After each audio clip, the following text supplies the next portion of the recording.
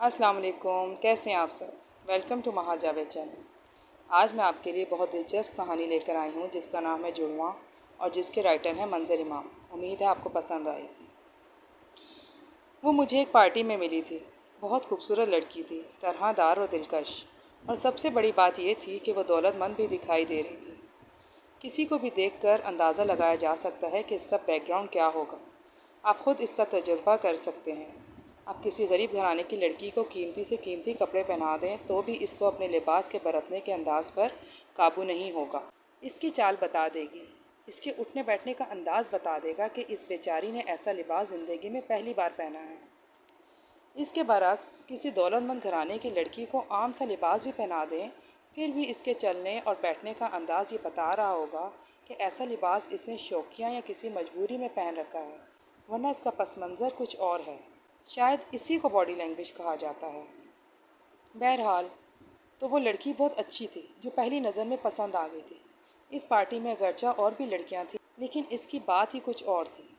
अब यहाँ मैं अपने बारे में बता दूँ। मेरा नाम प्रिंस खुर्रम है। हालांकि मैं खुर्रम तो हूँ, लेकिन प्रिंस कहीं से भी नहीं हूँ। अलबत्ता मेरे जानने वाले और दोस्त मुझे प्रिंस ही कहकर पुकारते हैं।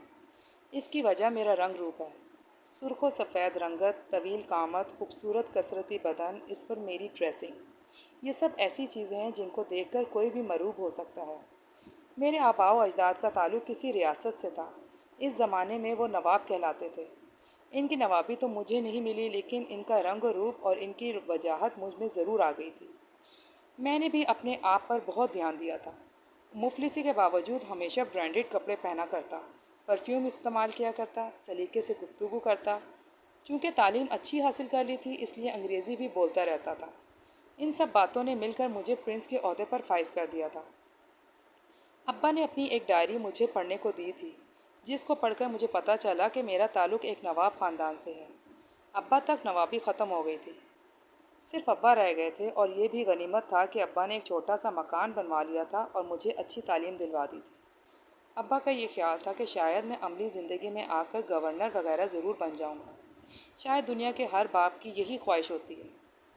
मेरे भाई बहन नहीं थे, सिर्फ मैं था, इसलिए भाई बहनों की परवरिश की जिम्मेदारियों से फारिग था। लेकिन इंसान की खुद अपनी ज़िंदगी भी तो होती है। ये दुरुस्त है कि मुझे मकान का किराया नहीं देना पड़ता था, लेकिन इसके अलावा कई खर्चे थे। गैस, बिजली, पानी, राशन, होटल में खाना, कपड़े और दोस्तों की महफिलें वगैरह। इन सब के लिए पैसों की ज़रूरत थी और मेरे पास कोई काम नहीं था। और जब इंसान के हालात ऐसे हों तो फिर किसी की जुल्फ़ों का साया भी इसके साथ नहीं होता। वीरान और बंजर ज़िंदगी हुआ करती है। ऐसे में एक ही काम रह गया था, मुख्तलिफ़ तकरीबात में अच्छी ड्रेसिंग के साथ शिरकत करता। मैंने अपने अच्छे वक्तों में सूट सिलवा लिए थे जिनसे मेरा भरम कायम था। बहरहाल इस शानदार पार्टी में भी किसी न किसी तरह शिरकत का दावतनामा मिल गया था। मैं अपने नीले रंग के सूट में वहाँ पहुँचा था। मेरा अंदाज़ ही ऐसा था कि बहुत से लोग मेरी तरफ मुतवज्जा हो गए थे, ख़ास तौर पर लड़कियाँ। लेकिन मैंने बेनियाज़ी की कैफियत तारी कर रखी थी। फिर वो लड़की दिखाई दे गई। वो अपने ही जैसी किसी लड़की से बात कर रही थी। वो दूसरी लड़की भी इसकी हम रुतबा दिखाई देती थी, यानी इसका लिबास भी बहुत कीमती था, इसके अंदाज़ भी शाहाना थे। दूसरी लड़की जब किसी तरफ चली गई और वो लड़की तन्हा खड़ी रह गई, तो मैंने इस तक पहुंचने का इरादा कर लिया। मैंने एक मेज़ से एक गिलास और कोल्ड ड्रिंक की एक बोतल उठा ली और गिलास भरकर इस लड़की के पास पहुंच गया। मिस, मैंने बड़े अदब और महज़्ज़ब अंदाज में इसको मुखातिब किया, क्या मैं आपकी खिदमत में ये गिलास पेश कर सकता हूँ? ये मैंने अंग्रेज़ी में कहा था। Oh sure, thank you. इसने मेरी तरफ देखा। मैं ख़ुद भी यही सोच रही थी। ये आप ले लें, मैं अपने लिए दूसरा ले लूँगा। वो तहसीन आमेज़ निगाहों से मेरी तरफ देख रही थी, और ऐसी निगाहों का मफ़हूम ये होता है कि साथ वाला मुतासिर हो चुका है। मैंने गिलास इसके हवाले किया और ख़ुद वहाँ से हट गया। यही एक गुर हुआ करता है, ऐसे मौक़ों पर चिपक नहीं जाना चाहिए, बल्कि इधर उधर हो जाना चाहिए। एक तो इससे इम्प्रेशन अच्छा होता है, फिर ये कि अगर वो बात करने की ख्वाहिशमंद हुई तो वो ज़रूर मुतवज्जा करती है। मैं कन अखियों से इसकी तरफ देखता जा रहा था। वो गिलास लेकर एक तरफ बैठ गई। मैंने दूसरा गिलास अपने लिए भरा और चुस्कियाँ लेता हुआ इसकी मेज़ के बराबर से गुजरने लगा। अंदाज़ ऐसे ही था जैसे मैंने इसको देखा ही नहीं हो। मेरी तवक्को के ऐन मुताबिक इसने मुझे आवाज़ दी, बात सुने। मैं रुक गया। अगर आप अकेले हैं तो आ जाएं मेरे साथ। میری دوست ابھی گئی ہوئی ہے۔ میں ہچکچاہٹ کا مظاہرہ کرتا ہوا اس کے سامنے والی کرسی پر جا کر بیٹھ گیا۔ دراصل اس قسم کی پارٹیز مجھے بہت بور کرتی ہیں، میں نے کہا۔ بہت رسمی اور مخصوص فضا ہوتی ہے یہاں۔ جی ہاں، یہ بات تو ہے۔ ویسے آپ کا تعلق؟ بس ایک چھوٹی سی فرم چلا رہا ہوں، پرنس خرم نام ہے میرا۔ پرنس خرم؟ اس نے تعجب سے پوچھا۔ سوری، نام تو خرم ہے، لیکن چونکہ ہر وقت اپنے لیے پرنس پرنس سنتا رہتا ہوں، اس لیے بے دھیانی میں پرنس خرم کہہ گیا۔ پرنس کی وضاحت کریں گے آپ؟ ارے چھوڑیں اس ذکر کو، پرانی بات تھی، اب تو میں اس کا ذکر بھی نہیں کرتا، بہت آکورڈ سا لگتا ہے مجھ کو۔ پھر بھی میں اپنی دلچسپی کے لیے جاننا چاہتی ہوں۔ محترمہ، اب کیا بتاؤں؟ میرے آباء و اجداد کا تعلق ریاست گولکنڈی سے تھا۔ ریاست تو اب رہی نہیں، صرف نام رہ گیا ہے۔ اس کی بھی بہت اہمیت ہے جناب، ورنہ اس دور میں ایسے لوگ ملتے ہی کہاں ہیں جن کا بیک گراؤنڈ بہت اعلیٰ ہو۔ خوشی ہوئی آپ سے مل کر۔ شکریہ، اب تو میں آپ کا بھی نام جاننا چاہوں گا۔ کیوں نہیں، میرا نام غازیہ ہے۔ آپ نے اسٹار انٹرپرائز کا نام تو سنا ہوگا؟ جی ہاں، بہت اچھی طرح۔ وہ میرے ڈیڈی کی ہے، اس نے بتایا۔ ڈیڈ تو اب رہے نہیں، لہٰذا وہ انٹرپرائز میں چلا رہی ہوں۔ اس لڑکی کے بارے میں میرا اندازہ بالکل درست نکلا تھا۔ وہ ایک بڑی اور مشہور فرم کی سربراہ تھی۔ مجھے یاد آیا کہ ایک بار خود میں نے بھی اس فرم میں جاب کی درخواست دی تھی، لیکن کام نہیں بنا تھا۔ اسی وقت اس کی دوست بھی وہاں آ گئی۔ اس نے غازیہ سے پوچھا، کیا میں جوائن کر سکتی ہوں؟ کیوں نہیں، یہ پرنس خرم ہے۔ غازیہ نے میری طرف اشارہ کیا۔ شاہی خاندان سے تعلق ہے ان کا، اور یہ شمائلہ میری دوست، غازیہ نے بتایا۔ اتفاق سے ہم دونوں کی کہانی ایک جیسی ہے۔ اس کے فادر بھی بہت بڑے بزنس مین تھے۔ آپ نے لکی موٹرز کا نام تو سنا ہوگا؟ جی ہاں، وہ بھی سن چکا ہوں۔ میں اب سنبھل کر بیٹھ گیا تھا۔ وہ ان کے فادر کی ہے۔ ان کی موت کے بعد اب یہ اس کی ڈائریکٹر ہیں۔ میرے خدا، دو سہیلیاں اور دونوں ہی کروڑ پتی، دونوں ہی خوبصورت اور دلکش، اور دونوں کے حالات بھی تقریباً ایک ہی جیسے تھے۔ شمائلہ بھی ساتھ والی کرسی پر بیٹھ گئی۔ اس وقت میرے بولنے کی صلاحیت میرے کام آ رہی تھی۔ میں نے ایسی ایسی فلسفیانہ اور صوفیانہ باتیں کیں کہ دونوں دیکھتی رہ گئیں۔ پرنس خرم صاحب، شمائلہ نے میری طرف دیکھا، آپ نے بتایا کہ آپ کو شکار کا بھی بہت شوق ہے، تو بزنس کی مصروفیت کے بعد اتنی فرصت مل جاتی ہے؟ دراصل کاروبار میرا بھائی دیکھتا ہے، میں نے بتایا، پرنس اسلم۔ اور ایک بات یہ بھی بتا دوں کہ وہ میرا جڑواں بھائی ہے۔ یہ پلاننگ اسی وقت میرے ذہن میں آئی تھی۔ اوہ، بہت دلچسپ، جڑواں بھائی؟ غازیہ نے دلچسپی سے پوچھا۔ پھر تو آپ ہی کی طرح ہوگا۔ جی ہاں، بالکل میری طرح، میں نے کہا۔ ہم دونوں میں کوئی فرق نہیں ہے، قد، رنگ، چہرہ اور آواز تک ایک ہے۔ واؤ، شمائلہ چہک اٹھی تھی۔ کسی دن ملواؤ اپنے بھائی سے۔ کیوں نہیں، ضرور ملواؤں گا، میں نے کہا۔ ہم دونوں کی ذہنی سطح اور تعلیم بھی ایک جیسی ہے، یعنی جیسی گفتگو میں کر لیتا ہوں ویسی ہی گفتگو وہ بھی کر لیتا ہے۔ کوئی تو فرق ہوگا آپ دونوں میں؟ غازیہ نے پوچھا۔ ایک معمولی سا فرق ہے، میں نے کہا۔ یہ دیکھو، میرے دائیں ہاتھ کی پشت پر کوئی تل نہیں ہے، جبکہ اس کے ہاتھ کی پشت پر تل ہے۔ مائی گاڈ، یہ تو کوئی فرق ہی نہیں ہوا۔ جی ہاں، اکثر جاننے والے دھوکہ کھا جاتے ہیں۔ میری پلاننگ بہت سیدھی بھی تھی اور بہت ٹیڑھی بھی۔ میں ان دونوں کو ہاتھ سے جانے نہیں دینا چاہتا تھا۔ فرض کیا اگر میں ان میں سے کسی ایک سے شادی کرنے میں کامیاب ہو جاتا تو دوسری ہاتھ سے نکل جاتی، جبکہ مجھے ان دونوں پر جال ڈالنا تھا، اور اس کا طریقہ یہ سمجھ میں آیا تھا کہ میں خود کو جڑواں ثابت کروں، یعنی میرا جڑواں بھائی پرنس اسلم بالکل میرے ہی جیسا ہے۔ خدا گواہ ہے کہ میں کوئی 420 یا دھوکے باز وغیرہ نہیں ہوں، لیکن مجبوری سب کچھ کروا دیتی ہے۔ مجبوری تھی بے روزگاری کی، اس لیے میں نے یہ پلاننگ کر لی تھی۔ اب اگر میں اس کو سلیقے سے نبھا پاتا تو پھر زندگی آسان بھی ہو جاتی اور رنگین بھی۔ پارٹی کے خاتمے تک ان دونوں سے اچھی خاصی دوستی ہو چکی تھی۔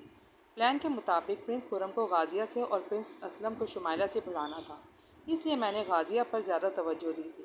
اس شام کی پارٹی میرے لیے تو بہت کامیاب رہی تھی۔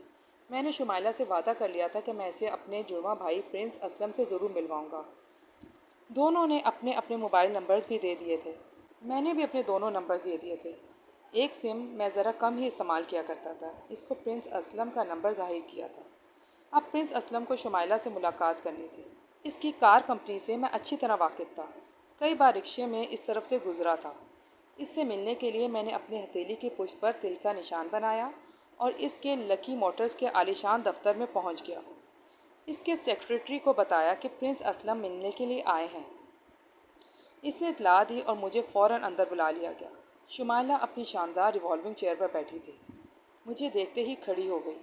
اس کی حیرت دیکھنے کے قابل تھی۔ کون ہیں آپ؟ پرنس اسلم، میں نے بتایا۔ شاید بھائی نے آپ سے میرا ذکر کیا ہوگا۔ جی ہاں، میرے خدا، اتنی مماثلت! یقین ہی نہیں آتا کہ آپ پرنس خرم نہیں ہیں۔ یہ دیکھیں، میں نے تل دکھاتے ہوئے کہا۔ شاید بھائی نے بتایا ہو کہ ہم دونوں میں بس اس تل کا فرق ہے۔ جی ہاں، بتایا تھا انہوں نے۔ میں سامنے والی کرسی پر بیٹھ گیا۔ اب تک میری اسکیم بہت شاندار اور کامیاب جا رہی تھی۔ واقعی انسانی ذہن کے کارنامے بہت عجیب ہوتے ہیں۔ انتہا یہ ہے کہ آپ کی آواز بھی بالکل آپ کے بھائی جیسی ہے، شمائلہ نے کہا۔ یہی تو قدرت کے کھیل ہیں۔ اگر میرے ہاتھ پر تل نہیں ہوتا تو شاید ہم بھی ایک دوسرے کو نہیں پہچان پاتے۔ شمائلہ ہنس پڑی۔ وہ بھی بہت اچھی تھی، غازیہ کی طرح۔ اس نے اپنے آفس میں ہی لنچ منگوا لیا تھا۔ لنچ کے دوران ہم دنیا بھر کی باتیں کرتے رہے۔ اس کے پاس بھی بہت کچھ تھا، شاندار کاروبار، شاندار گھر، شاندار گاڑی۔ کمی بس ایک بات کی تھی کہ اب تک کوئی اسے سمجھنے والا نہیں ملا تھا۔ اس موضوع پر بات کرتے ہوئے وہ بہت تلخ ہو گئی تھی۔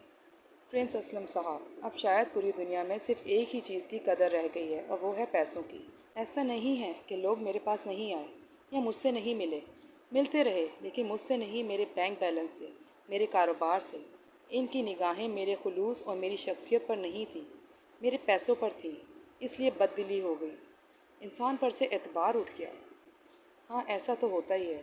جب خود غرضی کی یہ انتہا ہو تو کس پر بھروسہ ہو سکتا ہے؟ اس وقت میں نے اپنے دل میں تھوڑی سی شرمندگی بھی محسوس کی۔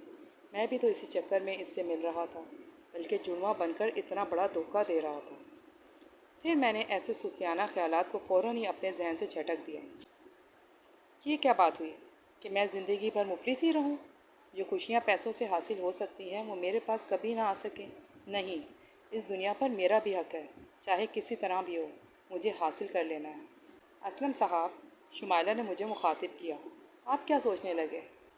کچھ نہیں، بس یہ سوچ رہا تھا کہ انسان آخر ایسا کیوں ہو گیا ہے۔ کیا عجیب اتفاق ہے کہ ہم دونوں سہیلیوں کا خاندانی پس منظر بھی ایک جیسا ہے، اور شاید قسمت بھی ایک جیسی ہے۔ غازیہ بھی ایسی باتوں کا رونا روتی رہتی ہے۔ جی ہاں، بھائی نے بتایا تھا کہ غازیہ صاحبہ بھی کچھ پریشان رہتی ہیں۔ اب میری ایک خواہش ہے، شمائلہ نے اچانک کہا، آپ دونوں کل شام کی چائے میرے گھر پئیں۔ آپ دونوں آ سکتے ہیں نا؟ ہاں ہاں، کیوں نہیں؟ میں گڑبڑا کر جلدی سے بولا، کیوں نہیں آ سکتے؟ یہ لیں، اس نے اپنا کارڈ میری طرف بڑھا دیا۔ اس پر میرا ایڈریس ہے، آپ کو کوئی پریشانی نہیں ہوگی۔ پریشانی ہو بھی جائے تو کبھی کبھی ایسی پریشانیاں خوبصورت بھی ہو جاتی ہیں، میں اس کی آنکھوں میں دیکھتا ہوا بولا۔ وہ شرما کر دوسری طرف دیکھنے لگی۔ میں نے اس پر اپنا اثر ڈالنا شروع کر دیا تھا، لیکن پرابلم یہ تھی کہ میں اپنا دوسرا بھائی کہاں سے لاتا؟ اگر پرنس اسلم کو لے کر آتا تو پرنس خرم کا کیا کرتا؟ اور اگر پرنس خرم کو لاتا تو پرنس اسلم کا کیا ہوتا؟ میں شاید اپنے جال میں خود ہی پھنس گیا تھا۔ میں اب اٹھنے کا ارادہ ہی کر رہا تھا کہ غازیہ بھی اسی طرف آ نکلی۔ وہ مجھے شمائلہ کے پاس دیکھ کر حیران رہ گئی۔ ارے خرم صاحب، آپ یہاں؟ غازیہ، تمہاری اطلاع کے لیے عرض ہے کہ یہ خرم نہیں، ان کے بھائی پرنس اسلم ہیں، شمائلہ نے بتایا۔ کیا؟ وہ آنکھیں پھاڑ پھاڑ کر مجھے دیکھنے لگی۔ ناممکن، یہ کیسے ممکن ہو سکتا ہے؟ ہاں محترمہ، بھائی نے بتایا ہوگا کہ ہم دونوں بالکل ایک جیسے ہیں، میں نے کہا۔ ہاں بتایا تو تھا، لیکن میں سوچ بھی نہیں سکتی تھی کہ ایسی مماثلت بھی ہو سکتی ہے۔ فرق بس اس تل کا ہے، میں نے ہتھیلی کی پشت پر تل دکھاتے ہوئے کہا۔ اگر یہ بھی نہ ہوتا تو بہت پریشانی ہو جاتی، میں تو واقعی دیکھ دیکھ کر پریشان ہو رہی ہوں۔ غازیہ، میں نے کل شام دونوں بھائیوں کو چائے پر بلا لیا ہے۔ میں تم کو بھی فون کرنے والی تھی کہ تم خود ہی آ گئی۔ ارے یہ تو بہت اچھا ہوگا، دونوں ایک ساتھ بیٹھے ہوں گے تو دیکھنے کا سین ہوگا۔ دونوں باتیں کرتی رہیں۔ میں وہاں سے اٹھ کر آ گیا۔ اس حماقت سے میں نے خود اپنے پیروں پر کلہاڑی مار لی تھی۔ کیا ضرورت تھی ایسی بکواس کرنے کی؟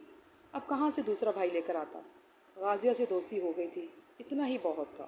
میں نے خواہ دوسرے بھائی کا شوشہ چھوڑ دیا۔ اب اس ناٹک کو نبھانا تو تھا، اس کے لیے بہت ہوشیاری کی ضرورت تھی۔ شطرنج کے موروں کی طرح چالیں چلنی تھی۔ دوسری شام تو آ ہی جاتی، لیکن اس سے پہلے اپنا بھرم رکھنے کے لیے مجھے کسی گاڑی کا بندوبست بھی کرنا تھا۔ اگر انہیں شبہ ہو جاتا کہ میں بالکل کنگال ہوں تو شاید مجھ سے دور ہو جاتی، لیکن نہیں، یہ ایک اور فراڈ ہوتا۔ بہتر یہی ہوتا کہ اپنی پوزیشن بتا دی جائے۔ ان سے یہ کہہ دیا جائے کہ ہم دونوں بھائی بہت غریب ہیں، ہمارے پاس کچھ بھی نہیں ہے، ہم صرف نام کے پرنس رہ گئے ہیں۔ گول کنڈی کی ریاست باپ دادا کے پاس تھی، ہمارے پاس اب کچھ بھی نہیں رہا۔ بہت بڑا کاروبار تھا ہمارا، لیکن سب تباہ ہو گیا۔ تباہی کی کوئی داستان سنائی جا سکتی تھی۔ اب ہم جس حال میں ہیں، جیسے بھی ہیں، تم دونوں کے سامنے ہیں۔ اس طرح ایک فائدہ یہ ہو سکتا تھا کہ خود کو کروڑ پتی ثابت کرنے کے چکر سے بچ سکتا تھا۔ اس کے بعد دیکھا جاتا کہ ان دونوں کا کیا رویہ ہوتا۔ یہ سب سوچ کر اور فیصلہ کر کے میں پرنس اسلم بن کر رکشہ کر کے شمائلہ کی کوٹھی پر پہنچ گیا۔ ہاں، میں تل بنانا نہیں بھولا تھا۔ شمائلہ اور غازیہ دونوں ہی گھر پر تھیں۔ شمائلہ کے شاندار سے ڈرائنگ روم میں بیٹھ کر کچھ عجیب سا محسوس ہو رہا تھا۔ اگر ان دونوں کو یہ معلوم ہو جائے کہ میں ان کے ساتھ کتنا بڑا فراڈ کر رہا ہوں تو میری کیا پوزیشن ہوگی۔ دونوں نے خوش دلی سے خیر مقدم کیا تھا۔ میں اسلم ہوں، میں نے کمرے میں داخل ہوتے ہی اعلان کر دیا۔ اور وہ خرم نہیں آئے؟ غازیہ نے پوچھا۔ بھائی آ رہا ہوگا، میں نے کہا۔ وہ اپنے ایک دوست کے ساتھ تھا، کہہ رہا تھا کہ پہلے ان دونوں کو ساری صورتحال بتا دو، پھر میں آ جاؤں گا۔ کیسی صورتحال؟ شاید بھائی نے بتایا ہوگا کہ ہمارا تعلق گول کنڈی کے ریاست سے ہے، میں نے کہا۔ میں نے اپنے ذہن میں پوری کہانی تیار کر رکھی تھی۔ ہاں ہاں بتایا تھا۔ پھر یہ کہ اب ہمارے پاس کچھ بھی نہیں ہے، صرف نام رہ گیا، خاندانی بیک گراؤنڈ رہ گیا ہے اور شرافت رہ گئی ہے۔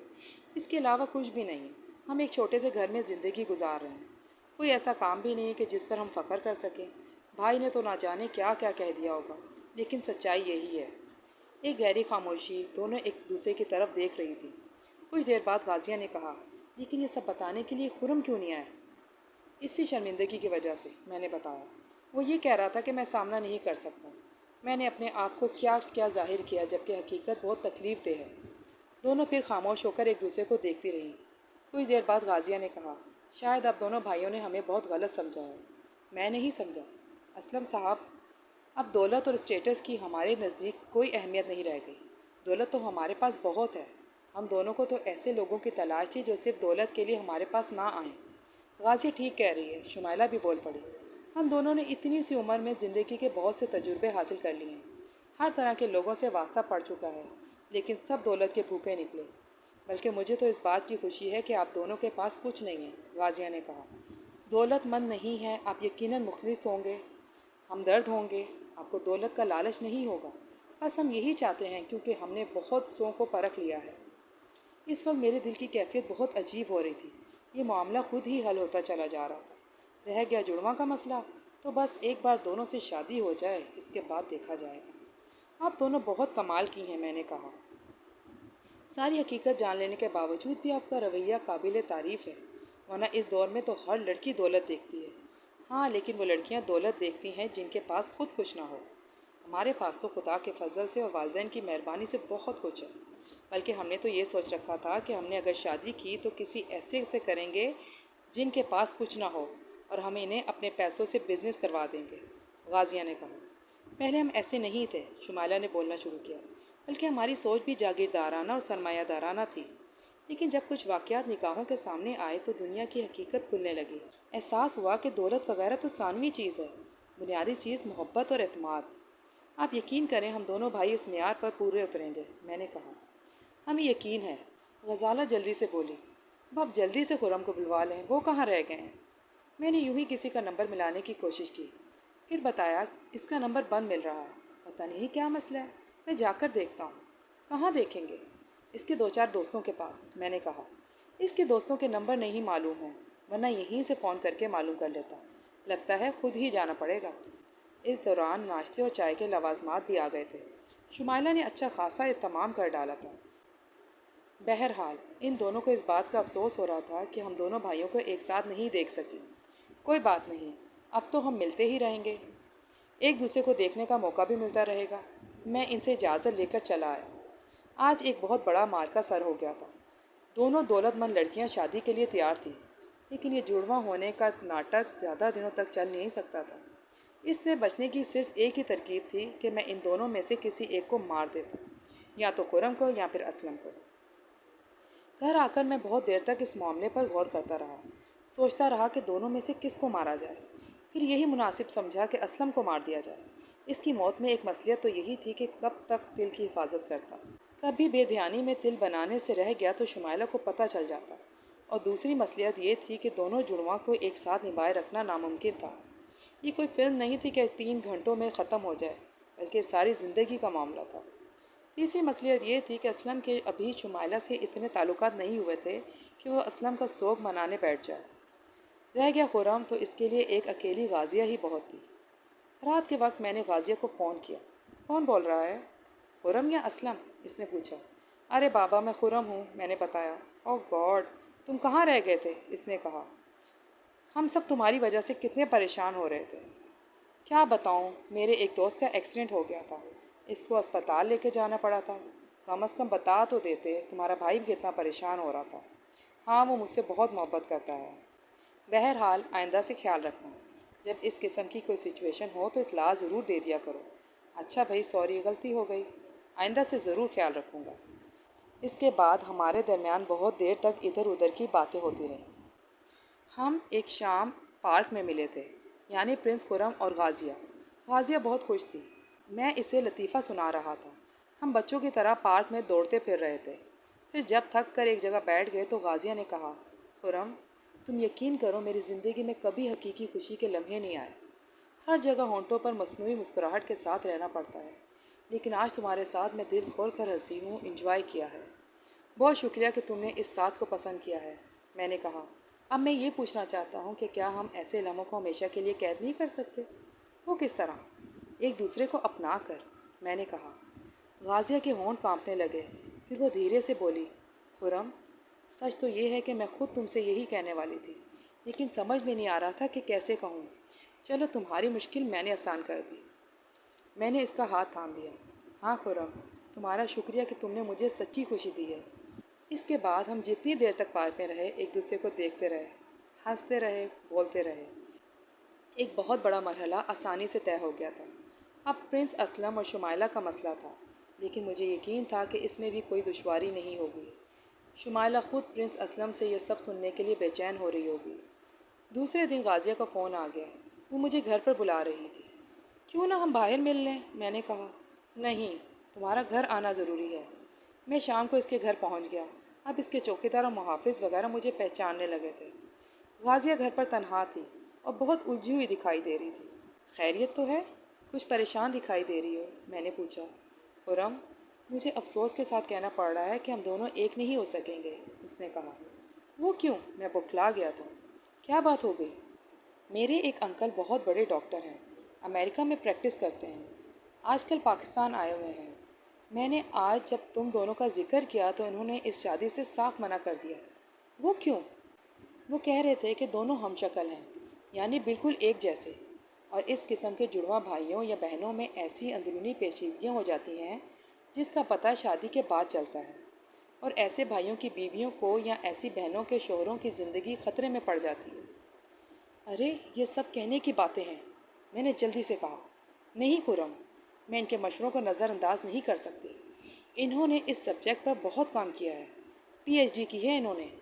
میں اپنی اور تمہاری زندگی کے لیے خطرہ مول نہیں لے سکتی، اس لیے سوری۔ میرا دل چاہا میں اپنا سر دیوار سے ٹکرانا شروع کر دوں۔ چلو یہ تو میری اور تمہاری بات ہو گئی، لیکن اسلم تو شمائلہ سے شادی کر سکتا ہے نا؟ وہ کیسے کر سکتا ہے؟ وہ بھی تو تمہارا ہم شکل ہے، غازیہ نے کہا۔ میں نے تو شمائلہ کو بھی فون کر کے سچویشن بتا دی ہے۔ میرا دل چاہا کہ میں ابھی جا کر اس کمبخت ڈاکٹر کو گولی ماراں جس نے بنا بنایا کھیل خراب کر دیا تھا۔ خرم، کاش اب جڑواں نہ ہوتے، غازیہ نے کہا۔ پھر تو ہمارے ایک ہونے میں کوئی دشواری ہی نہیں تھی۔ کون روک سکتا تھا ہمیں؟ لیکن اب کچھ نہیں ہو سکتا، اور اس وقت میرا دل چاہا کہ میں خود اپنے آپ کو گولی مار لوں۔ میں نے خود کو جڑواں کہہ کر چالاکی کرنے کی کوشش کی تھی، لیکن خود اپنے ہی جال میں پھنس گیا تھا۔ میری ساری ہوشیاری ہوا ہو گئی تھی۔ اب پھر وہی دوستوں کا حلقہ ہے اور میں ہوں۔ اور ہاں، میں نے اپنے نام سے پرنس ہٹا دیا ہے۔ میں صرف خرم ہوں، میرا کوئی جڑواں بھائی وائی بھی نہیں ہے۔ میں اکیلا ہوں اور شاید اکیلا ہی رہوں گا۔